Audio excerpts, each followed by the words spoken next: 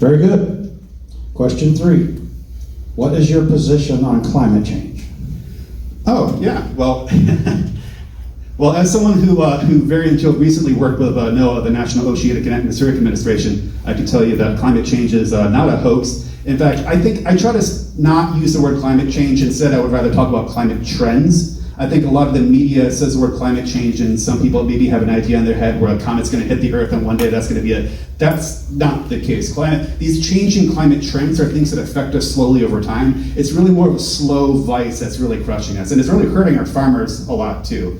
It's changing our environment ever so slowly. It's much like how you hear that meme of that frog who slowly is in hot water and slowly gets like boiled, right? It's kind of like that. So I understand a lot of people don't necessarily believe that it's a real thing. It is, but you have to look at the long-term trends. Again, like case in point, for example, I was just talking about the lakes that we have. You know, the more and more, the hotter and hotter it gets, as temperatures increase over time, you're going to see more water evaporation. That's going to affect our water supply issues. It's also going to hurt a lot of our farmers in terms of the types of products that they can grow in their areas. So it's something that we definitely need to try to do whatever we can with.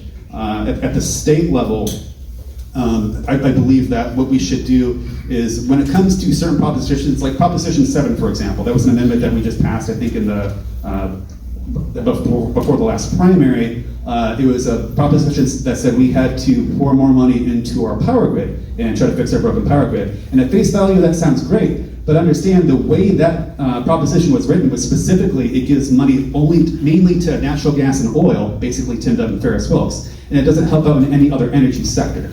So when it comes to climate change, I think we should at least be open to looking at alternative energy solutions. I don't think we should just be focusing only on one particular sector of oil and gas alone. I think we should be able to branch out. Very good. And